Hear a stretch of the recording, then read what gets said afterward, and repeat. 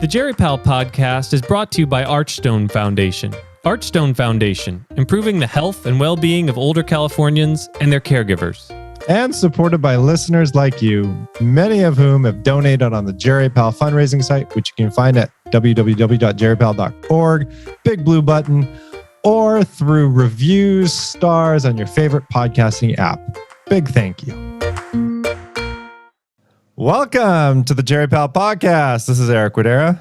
This is Alex Smith. Alex, I am super excited for today. Who do we have with us? Today, we are delighted to welcome to the Jerry Pal podcast Jennifer Temel, who's a thoracic oncologist at MGH in Boston. Welcome to the Jerry Pal podcast, Jennifer.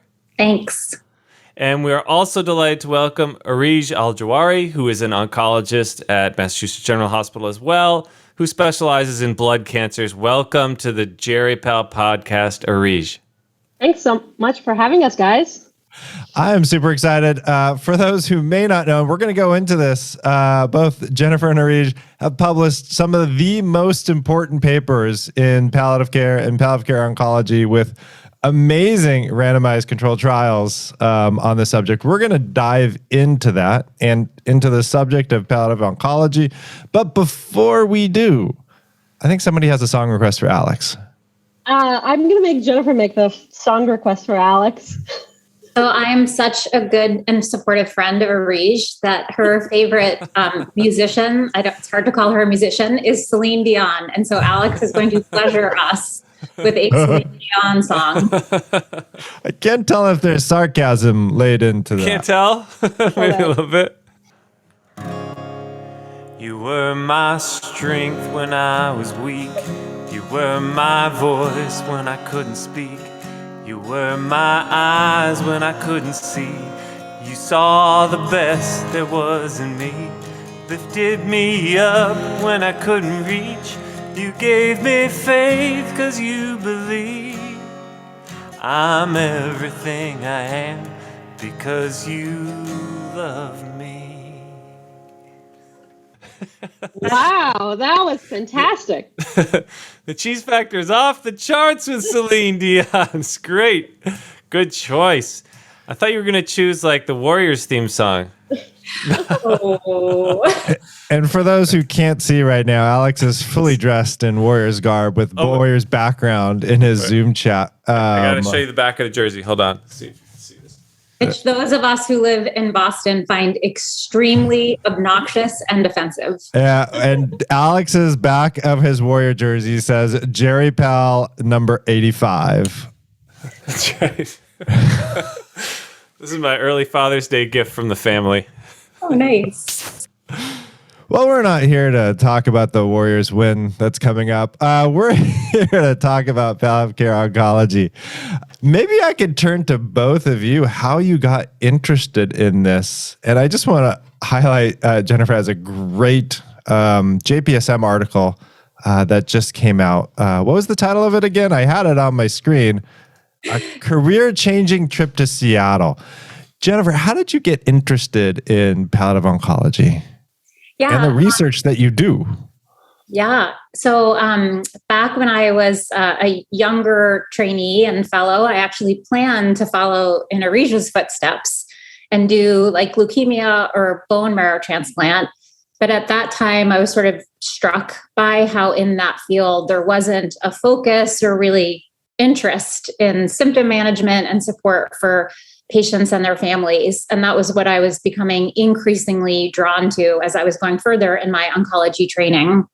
And so when I looked at sort of the tumor types and the clinicians that seemed most focused on sort of symptom management and supporting patients along their journey, it was in those cancer types where the prognosis was very poor. And back at that time, 20 years ago, lung cancer was one of the most common cancers and had the most poor prognosis.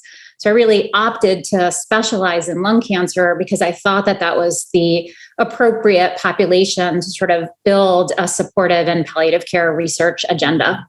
And what a research agenda that you've done, including one of the most seminal papers that we have in palliative care in lung cancer patients. Would you also just mind mentioning kind of the JPSM article too? What drove you to write that article on this important trip to Seattle? Yeah. So I think as all the listeners of this podcast know, and I know he did do a podcast with you guys when he was still able to verbally communicate with Randy Curtis's diagnosis of I keep wanting to say AML, ALS. I have oncology on the brain. Scott Halpern organized a special journal with JPSM to allow us to write either original articles or sort of tributes to Randy, talking about the impact that he's had on us and our lives. And my article is about when I was a sort of mid to junior faculty member trying to build this career. I was really struggling because there were no mentors in the oncology space. So at least in my oncology community, I really didn't have anyone guiding or supporting or mentoring me. And so when I was applying for a grant that had a training opportunity, I reached out to Randy, and I had never met him at all. And he was, as usual with Randy, incredibly generous with his time and support, and arranged for me to spend 5 days in Seattle, where he was not only incredibly sort of warm and inviting on a personal level, but generous with his time and his team. And that visit was really transformative for me to sort of kickstart my program here in Boston and at MGH. So I have always felt quite indebted and grateful for Randy and his generosity. And Areej, how about you? How did you get interested in palliative oncology? So when I was in college, I had a close friend who had a serious illness and actually died as a result of cancer. And so I went into medical school wanting to cure cancer. She had a terrible end-of-life experience and was in the intensive care unit for many days.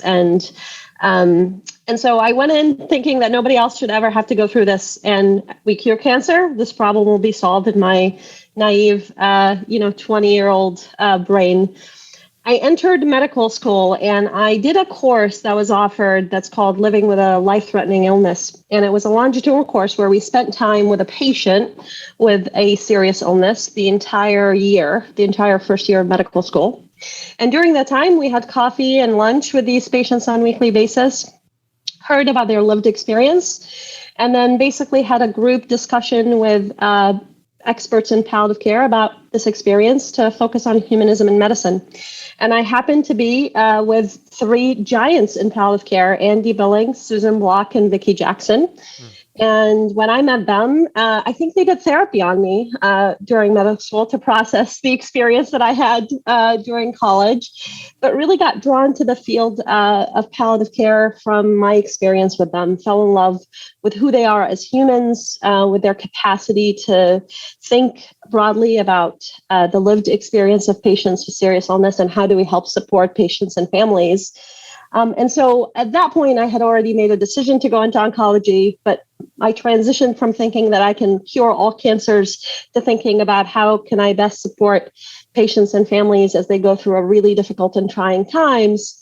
And during my second year of medical school, everybody was saying, you have to meet Jennifer Temel. You have to meet Jennifer Temel. And so by third year of medical school, I met Jennifer Temel and saw in her the oncologist that I wanted to be focused on palliative and supportive care. And she took me under her wings. And here we are, 10, 15, 16 years later.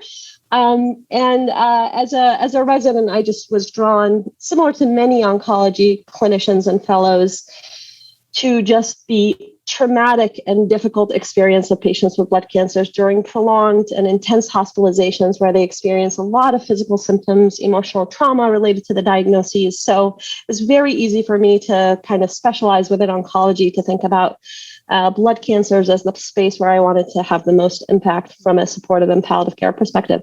Mm-hmm. And just for our listeners, most of our listeners will know what solid tumors are and blood tumors are, but could you just sort of break that down for those who don't know?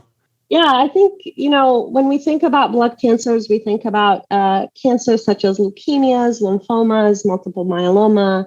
They're cancers that stem from the stem cells or the blood cells A lot of these cancers are potentially curable with very intensive therapies, with the striking exception of multiple myeloma that continues to be an incurable disease. And so often these patients experience a lot of hospitalizations, numerous hospitalizations, while they receive intensive chemotherapy that requires prolonged periods of neutropenia and toxicities, or stem cell transplantation, which is what I specialize in clinically now. And then when we think about solid tumors, I can have Jennifer comment on this, but we're really thinking about more of the general cancers that everybody thinks about. So lung cancer, GI cancers, cancers that start in solid organs and often metastasize and go to other organs. Jennifer, did I do a good job talking about solid tumors? I feel like that's outside of my wheelhouse. You got an A+. I think the main distinction between sort of the hematologic malignancies and blood cancer, maybe with the exception of multiple myeloma, as Areej said, and the solid tumors is, for example, in lung cancer, I know from the start whether I have any chance of cure or not. It's pretty black and white of a yes, no. Early stage gets treated with curative intent, although we don't cure everybody, and advanced stage doesn't. And that's one of the main distinctions. And to some extent, while sort of the role of palliative care interventions is a little bit more straightforward in solid tumors, whereas for Areej's patients, they're always trying to cure everybody and have a chance of curing everybody. So it means they're sort of always in that gray zone. And it's why until Areej sort of was a pioneer in this area, people really weren't figuring out how to integrate palliative and supportive care services for patients with heme malignancies. Mm-hmm. Let's go to, I'm going to go back in time a little bit. What year did your New England Journal article come out, Jennifer? It was 2010. 2010. So if I remember that study correctly, so it was a randomized controlled trial that was published in the New England Journal of palliative care plus usual care versus just usual oncological care. And the big findings were better quality of life scores, less depression, more documentation of preferences, less aggressive care at the end of life. And the kicker was they lived, 2 to 3 months longer? Mm-hmm. Yep. And this study really caused quite the stir, and I think really helped push the field forward as far as, hey, we should be part of oncology teams. And I think this in particular for us here, it really helped us integrate much closer with our oncology colleagues, that it both helped with symptoms, and there was also a potential that, it also may make people live longer. And then the question is, what the heck was in this palliative care syringe? Can I just ask, how did you decide to do this study? Yeah. So that was pretty good. So you either have an excellent memory or did a lot of homework last night in preparation for this podcast. So I talk a lot about this study, by the way, both of your studies. So we're going to be talking about the stem cell one, but those are two huge studies when I think about what we're doing here. That was often when people talk about that study, they sort of misquote the data, but that was sort of the most accurate reporting of it I've ever heard. So Eric, you're my new favorite friend. The impetus for that study was, as Areej shared, we had several of the palliative care giants, the mother and father in Boston, and Susan Block and Andy Billings.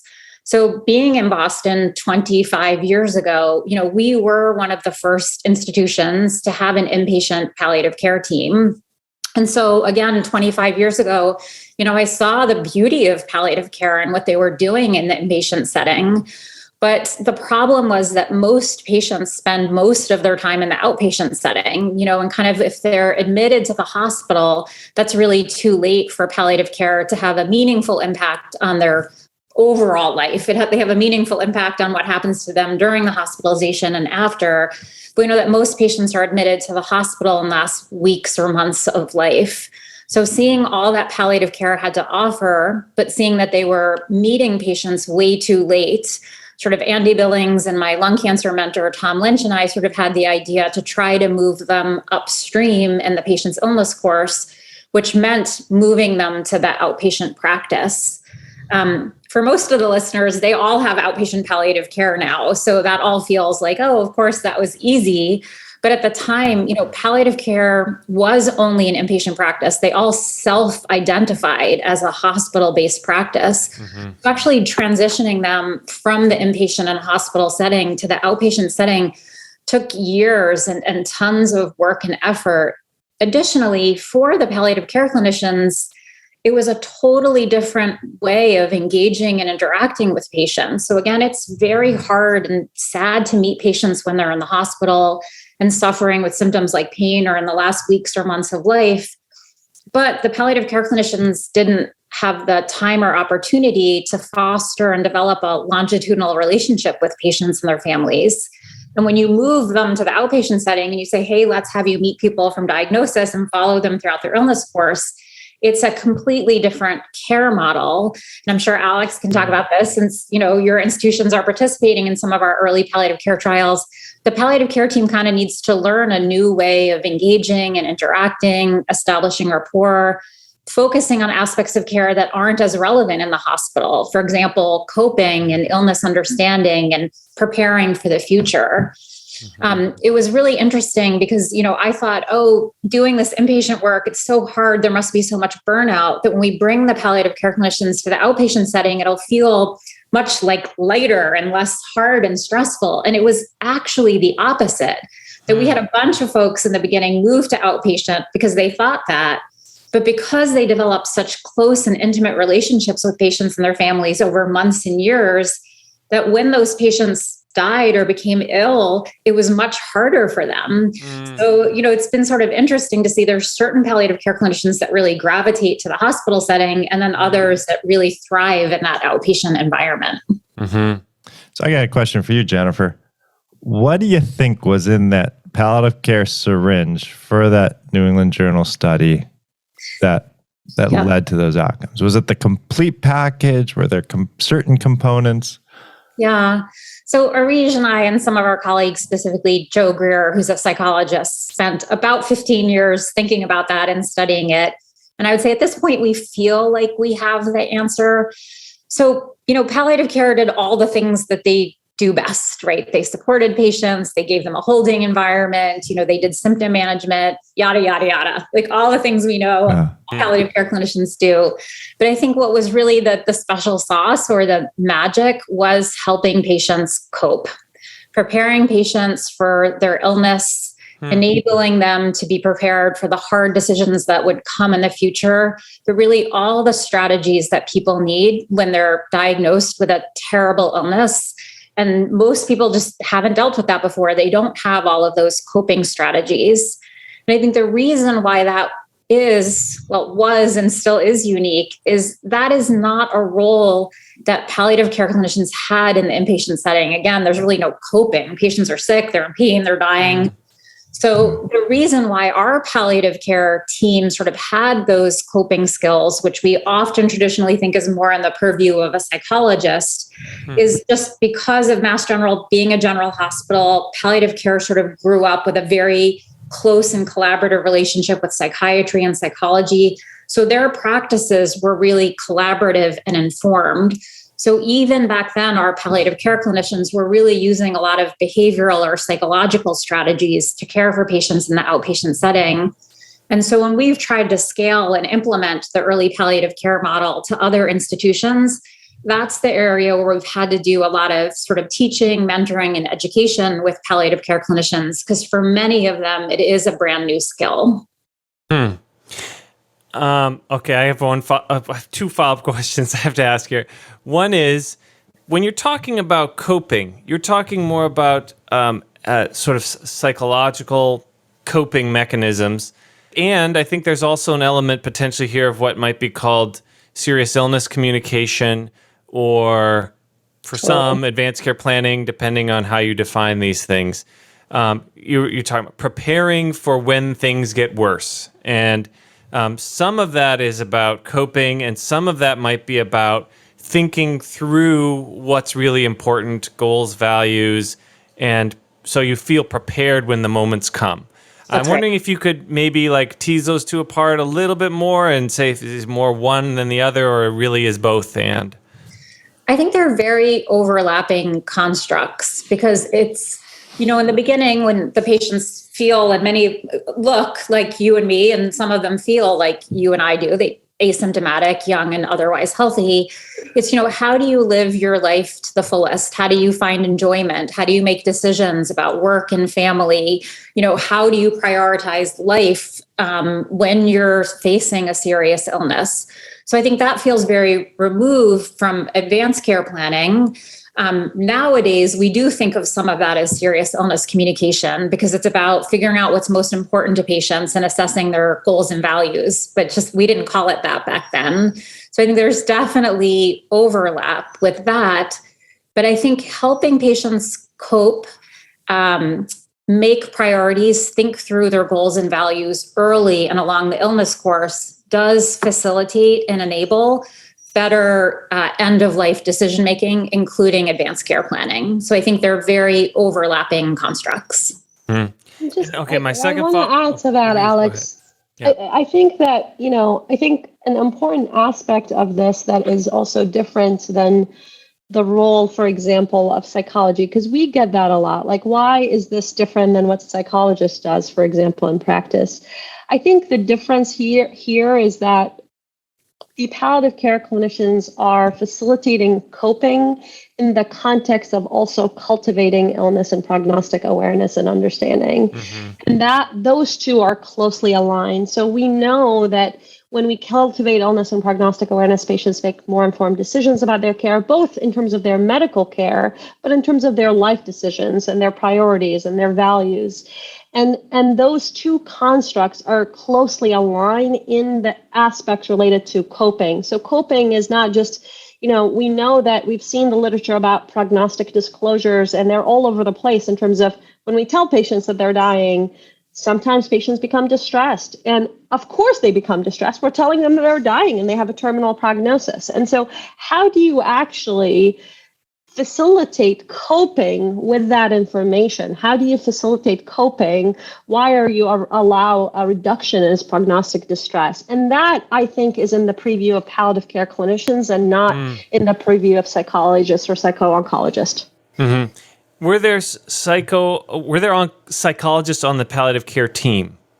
No, that's a great question. So we don't have psychologists in our palliative care team. And I think it's a good point about when you think about sort of implementing, scaling, and disseminating these models is that in the inpatient setting, palliative care is pretty consistent across sites with respect to the makeup of the teams. But in the outpatient setting, there is a lot of variability. And for example, because MGH has always had such a strong psychiatry department, and we've had psychiatrists and psychologists in the cancer center, they were separate. So our outpatient palliative care team does not have psychiatrists or psychologists or frankly, social workers. The model is predominantly physicians, advanced practice providers. And that's kind of the model that, again, when we've studied this model in other care settings, we sort of have to force that care model on them, even though other institutions do have different makeup. Okay, I know Eric's trying to jump in, but I got to ask my one more follow-up question about the study. When you unblinded it, and saw that patients in the palliative care arm live longer, what was your reaction? Am I allowed to use like a mild profanity? You are, yes. We're an R-rated podcast. Oh, if I knew that, let's start all over. I put us on PG on Apple, Alex, so be careful. All right, I feel like this. Okay, all right. We were like, holy shit. But I think we have to remember that Marie Bakaitis's Enable 2 had been published before that. And like ours, she had done an unplanned, because ours was unplanned, ad hoc. We have to sort of take that at face value. She had done an unplanned analysis and had also seen longer survival with the early palliative care model. So I think there was thinking. And it's not surprising if patients feel better and are able to be out of bed more, exercise more, eat better, do more things, we know they're going to live longer. Like that part isn't surprising, but just knowing that palliative care was the right clinicians to bring that about for patients, I think that is the surprising piece. So I got another question. So a couple of things I loved. I also loved, I forgot what journal it was. There was a follow-up study that showed kind of documentation of what the oncologists did and what the palliative care team did. And it really showed it was complementing each other. which I loved because it really could drill down into what really is in that palliative care syringe that you're doing for us to figure out, like, what's actually working here. Now, interesting, you also had a follow-up study looking at lung and GI cancers. It was a Journal of Clinical Oncology. And that was interesting. Improved quality of life, right? However, maybe in the like a secondary analysis, maybe there was a difference between GI and lung. Yeah, it's so super savvy and great questions. And again, I think it sort of helps us transition to thinking about, how do we move to other diseases like blood cancers or heme malignancies? So I think after we did the initial lung cancer work, we sort of assumed like this worked in lung cancer, it worked great. It's going to work in everybody that has a similar illness course, a similar prognosis of a year or two. And that it should just be plug and play.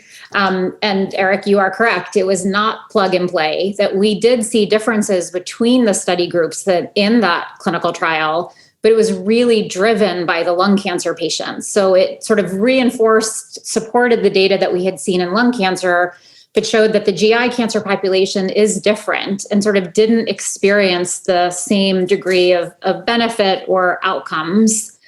And we have spoken a lot about that and really honestly haven't figured out what was going on in the GI group, what's different about them, how do we restart and develop a palliative care model that will work for them. Although one of our hypotheses is that the GI cancer population, similar to the GYN cancer population, they spend so much time in the hospital that maybe the focus on the outpatient model wasn't sort of hitting the mark, and we need to think about more care that's focused on hospital care or transitions of care from the hospital to the home. But we've not explored that. But when Areej started to do her work in hematologic malignancies, we had a little bit learned from that experience and said, we really need to think about what it's like to have leukemia, what it's like to undergo a bone marrow transplant, and design the palliative care intervention specific for that patient population's needs to make sure it was sort of targeted and population specific. So now we're getting this issue of, do we have to change things for different diagnoses, different cancers? So we're in the same cancer group. I loved Areej's article. What year did it come out? I actually think I wrote the editorial. It was for that article. I loved it so much. What year did it come out? I think it was 2016. Yeah. 2016. And I think the most, I mean, we can argue why was this paper so important. I think this was the very first palliative care trial in people undergoing curative therapy. I can't think of one that was specifically focused on that population. For me, when I talk about your article, it really is like, hey, one of the key important things is these are people undergoing stem cell transplant for curative therapy. And we can talk about like what's different about the stem cell transplant patient. But for me, that was kind of a huge game changer. What drove you to do that study, Areej? So I think, Eric, the biggest issue is that shock factor that you talk about, actually. I think, for a long time, we know that across the spectrum of our clinicians caring for patients with serious illness, both in oncology and outside of oncology, there continues to be a misperception equating palliative care with just end-of-life care. And despite the growing evidence base for early palliative care integration in solid tumor, early being at the time of diagnosis of lung cancer, for example, in Jennifer's trial, that never translated to a culture accepting of palliative care concurrent with curative therapy. And so the idea of integrating that type of care in a culture of blood cancers where these oncology clinicians had huge misperceptions about palliative care. I remember the days when I was a fellow and we started this work where literally our palliative care clinicians did not come to the inpatient oncology floor where their patients for blood cancer are. They were not welcome there. They did not feel welcome there, right? And so what a better way to really overcome these misperceptions than to change the paradigm. I mean, I entered this field wanting to actually optimize end-of-life care for patients with blood cancers. But if we had started integrating palliative care to try to optimize end-of-life care in that population, we would have utterly failed. We needed to build relationships and trust and really provide a really good example of the value of palliative care outside of end-of-life care and advanced care planning. And stem cell transplant seemed the exact right population to do so, because these are patients who are going for a curative therapy. They experience a very prolonged and traumatic hospitalization that has been shown to be associated with a lot of post-traumatic stress symptoms, psychological distress in survivors years out from stem cell transplant. The experience during that hospitalization, both in terms of physical symptom burden, the social isolation being in the hospital, as well as the psychological symptom burden during hospitalization, is precisely responsible for the PTSD symptoms that these patients have later on. And we know this, there are clear data showing that when these patients, you can kind of imagine when these patients come into the hospital, receive the highest intensity chemotherapy we have to offer, and we've talked to them about potentially dying from a transplant, and they start experiencing these awful symptoms where they have severe nausea, diarrhea, vomiting, mucositis, where their mouth and throat falls apart. Their automatic psychological reaction to that event is, I am dying, right? And so what a better way to really bring expertise in complex symptom management. And we're back to this idea of coping. How do we manage expectations? How do we help patients cope with that illness? And what's really interesting about that palliative care intervention is the focus here for our palliative care clinicians was to actually be the cheerleaders for these patients, to help them manage their expectation about what's happening in the hospital course, and tell them that actually you're not dying. This is what we're expecting. We're aligning with you. We're going to help you get through it as much as we can. We're not going to make it perfect. I don't need you to worry about dying. I will tell you if you are dying. And so that was really what was happening on the floor with that intervention. But what this intervention allowed us to do is really be able to integrate palliative care in the context of blood cancers and overcome these longstanding barriers, cultural barriers to integration, and seeing the value of palliative care in this population. And it's really interesting because, so this study, it was usual care versus usual care plus palliative care. And you weren't covering, the NCP, like 8 domains of palliative care. You decided not to cover all of those 8 domains, right? You were focused on physical and psychological distress and symptoms. That's exactly right. The focus was on physical, psychological distress, and managing expectation, illness, course, and transplant course understanding and coping.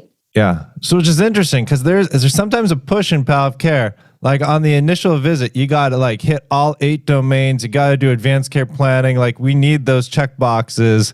So I don't know, for some reason, hit all those domains. Why did you choose not to do that, to buck that system?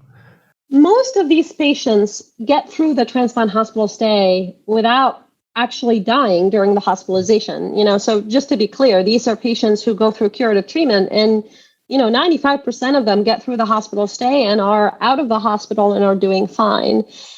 I also think that a huge part of the reason we explicitly avoided addressing these issues is just we didn't feel like it was the appropriate timing to have these conversations, as these patients are psychologically worried about dying when they actually, in fact, are not dying. And so the idea here was to actually say, no, let's focus on getting you through this and make this a tolerable experience and see you through it. How much was it also about the tolerability of the oncologist to the palliative care intervention? I have to say that I even if we replicate the study now, I really don't think, Eric, the timing for these conversations would have been that hospitalization. Yeah. So, but I do think that, to your point and to my point earlier, we were very intentional in choosing our first study to be in the curative setting where the focus is explicitly not about end-of-life care. Yeah. There were 2 patients who died on study who were receiving the palliative care intervention and probably had some benefits from an end-of-life perspective while they were in the hospital, but that was certainly not the focus of the study. I also love this study because the intervention occurred just during the hospital stay, right? You were focused on symptom management, and your outcomes showed improved quality of life, decreased depression, decreased anxiety, improved symptoms during the hospital stay. But like many weeks after, I forget the exact amount, you still saw. So this is after the intervention ended, right? They weren't followed by outpatient palliative care?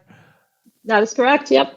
You still saw improved depression, anxiety, and quality of life. Although symptoms were about the same, but that's understandable. Like their symptoms get better, right? Why do you think, what the heck was in that syringe that even after the intervention ended, you still saw improvement?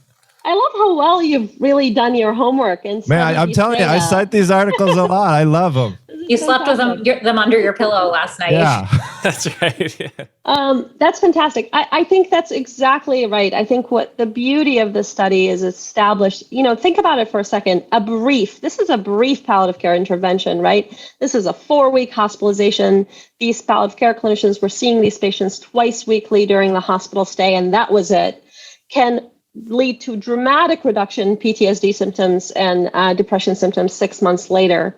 And I think it goes to that point that these patients experience during the hospital stay is really the trauma that triggers their psychological distress later on. Yeah. That is the actual experience that causes trauma. And so we're intervening directly on the trauma by palliative care clinicians to reduce that psychological distress and symptom burden in the hospital. And that translates to the benefits later on. Well, you call it brief. It could have been briefer, right? It could have just been a one-time visit with palliative care. They check in on symptoms. Maybe they talk about coping and other stuff. I mean, I just think about the JAMA article that came out on chronically critically ill patients. They did a brief 1 to 2 time visit for people with chronically critically ill, talked about prognosis, and then skedaddled out of there. And it showed worsening PTSD symptoms, kind of the opposite of your study. And for me, that highlights, like, if you have a patient population with longitudinal needs, so I'm going to argue it wasn't brief, like it actually lasted during the course of their hospitalization, that matched the needs of the patient population versus like that JAMA palliative care chronically critically ill patient population. It did not match the needs of that patient population. And that's why I love Jennifer's work too, is it's not a one-time visit. I think there was just a paper that came out on a one-time visit or like 2-time visit for palliative care and outpatient for a similar population, I think out of Europe, and there was no benefit. And we really have to think, I think, like, how do we match our palliative care intervention with the longitudinal needs of our patients? And that's another reason I loved your study. I mean, it gets to go ahead. No, I was going to say you set Jennifer up perfectly for her next study that I want her to talk about. But the reality is, the question you're asking, Eric, what's the right dose of palliative care in the context of an illness trajectory? How do we have a limited workforce, we have a limited capacity to deliver palliative care to all patients with serious illness. So how can we be more thoughtful about these care models to provide just the right dose of palliative care at the right critical points in the illness course to really modify outcomes? And those studies are being done. So Jennifer, you want to talk about STEP?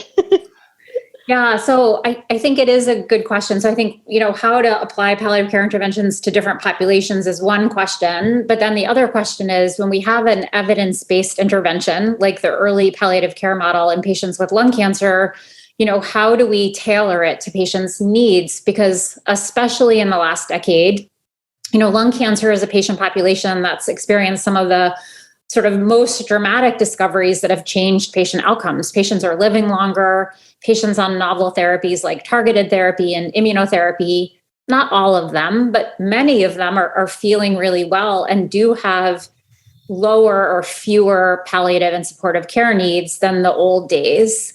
And so even when we have that evidence-based intervention and know it should be standard of care, we need to be thoughtful about sort of who needs it, when do they need it, and how to deliver it.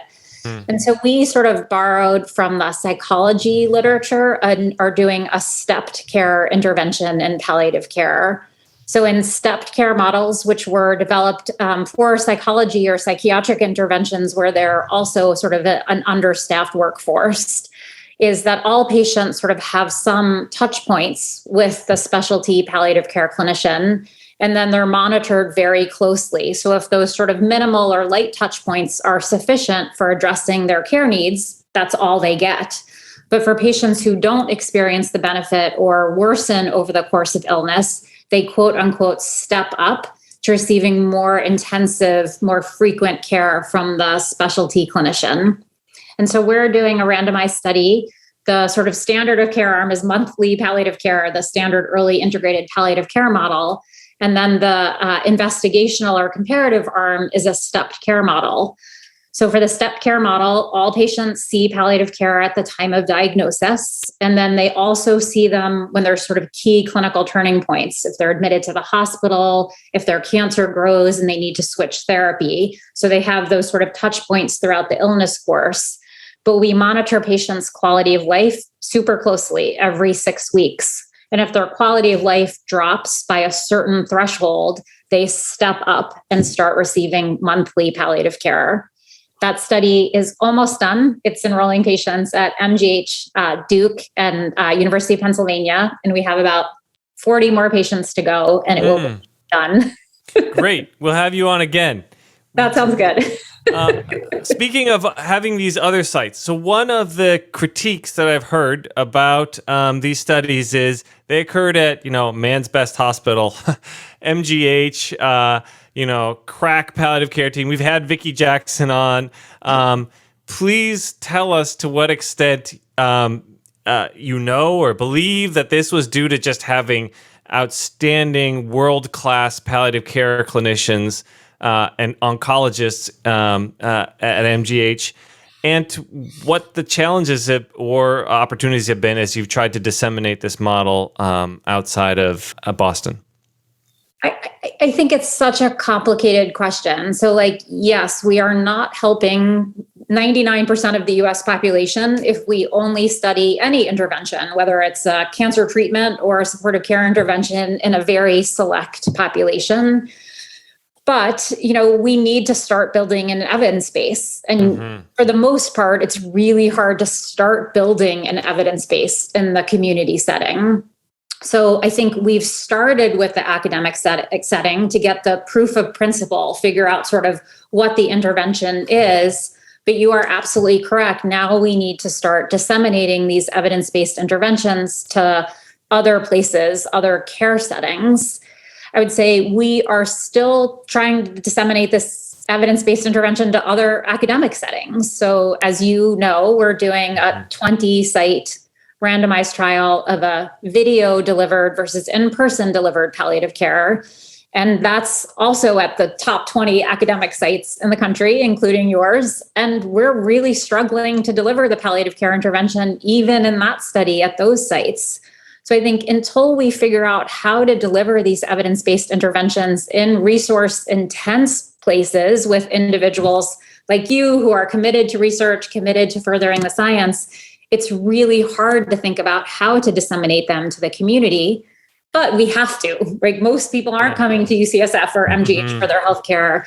And I will transition over to Areej, but one of the ways that we're trying to do that is to use technology and sort of mobile health platforms so that we can disseminate these types of interventions when patients don't have specialty trained palliative care clinicians, psychiatrists, psychologists available. So let me ask you real quick before we turn to Areej. Yep. JAMA study just came out on electronic symptom monitoring for people with metastatic cancer, showed improvement in their symptoms and quality of life. Do we need specialty palliative care? Can this just be done by a electronic symptom monitoring program?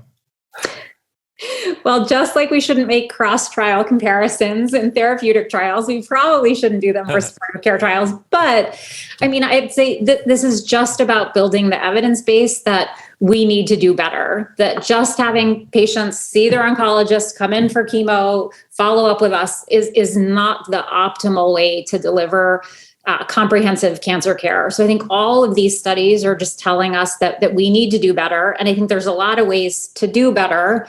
Obviously, I don't think that symptom monitoring is the same as you wonderful people coming in and taking care of patients and their families.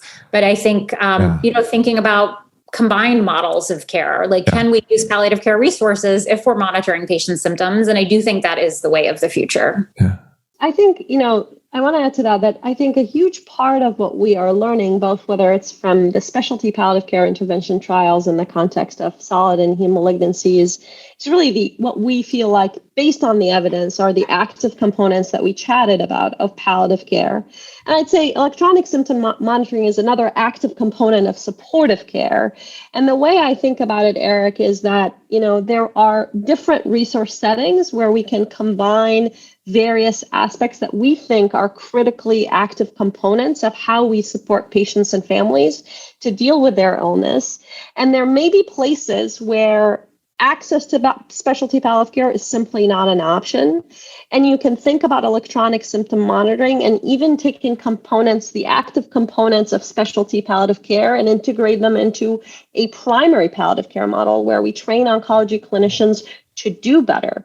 One of our studies that we just started is doing exactly that, is trying to learn what we learned in integrating palliative care in the context of leukemia population, and now training oncology clinicians to take those active components of the specialty palliative care intervention and integrating them into the care of patients with leukemia. And so similarly to Jennifer's point, I think some of these active components allow a potential for digitizing palliative and supportive care. And so the idea of thinking about strategies, innovative ways to take these active components and creating a digital platform that allows patients a patient-centered, self-pacing approach to really think about their illness. They can be population-specific. They can be tailored to the illness trajectory, to your point. And we can modulate the dose and get a sense of the dose of this. So I think that's where we're heading, and is that we are able to provide, let's say, a portfolio of palliative and supportive care services, but where our ability to deliver the care that we deliver at MGH may not be generalizable to everywhere. And at the same time, we can learn important lessons from trials done at MGH and elsewhere, and take those active components and integrate them in innovative ways to ensure that we reach the globe. Yeah. What's next for you, Areej? So I briefly mentioned, I think my passion is thinking about the idea of digitizing palliative and supportive care. How do we take what we've learned so far from palliative and supportive care trials and thinking about innovative solutions to really think about digital therapeutics as a strategy for the future? And within the context of blood cancers, I'm very much interested in understanding whether primary palliative care, specifically training oncology clinicians to address the palliative care needs of patients with blood cancers, can at least meet some needs of this patient population, similar to sort of Jennifer's idea that there may be a subset of patients who would do just fine with a primary palliative care intervention, but there are others who require higher level needs. I think one of the challenges I can imagine with primary palliative care is, like, you can train physicians to do something, but if you don't change the system and the structures of clinic and the incentives for how you get paid, it could be potentially a very challenging to really institute good primary palliative care. And probably the reason we keep on seeing negative primary palliative care trials. Right. Completely agreed. And I also think that in some ways, blood cancers is the right place to do this because of the inpatient aspects of the care and the capacity to potentially think about a wider system of clinicians caring and having touch points with this population to be able to really deliver an inpatient primary palliative care intervention. Well, I want to thank both of you for joining us today. I know we're running out of time. I know both of you really want to hear Celine And Alex is super excited to do a little bit more of Celine Dion. You were my strength when I was weak. You were my voice when I couldn't speak. You were my eyes when I couldn't see. You saw the best there was in me. Lifted me up when I couldn't reach. You gave me faith 'cause you believed. I'm everything I am because you love me. I'm surprised you didn't pick My Heart Will Go On. I have to say, I'd like to dedicate this song to Dr. Jennifer Temel. That was the choice here. You can always tell how much Alex loves a song by how long he sings. I just want to note that was a very short ending compared to some of the others that he does. Well, no, I actually really enjoyed singing this, but if I was going to go big, it would have had to be really long on this one. That was a fun choice. Thank you, Areej. Well, thank you both for being on the Jerry Pal podcast. It was very much appreciated. And thanks for the amazing work that you're doing. Thanks so Having much. us. And even if this shows after this week, go Celtics, down with Golden State. We will send you some electronic coping Yes, I may need that therapy. must if this be Celtics really lose. hard. You having lost that game. That's right. Yes, no. And thank you, Art Show Foundation, for continued support, and to all of our listeners, thank you. We'd also like to thank the generous support from our listeners who've donated $250 or more to the Jerry Pal podcast, including Meg Walhagen, Thomas Quinn, Rochelle Bernacki, Louise Aronson, James Tulsky, Arden O'Donnell, Mike Steinman, Marianne Forcia, Ashok Krishnaswamy, Nancy Lundeberg, Gail Cooney, David Schiffling, Cheryl Phillips, Jessica Ng, Harry Hahn, Elizabeth Chung, Kathy Foley, Rochelle Bernacki, Christine Ritchie, and Lloyd Woolstadt. Thank you very much.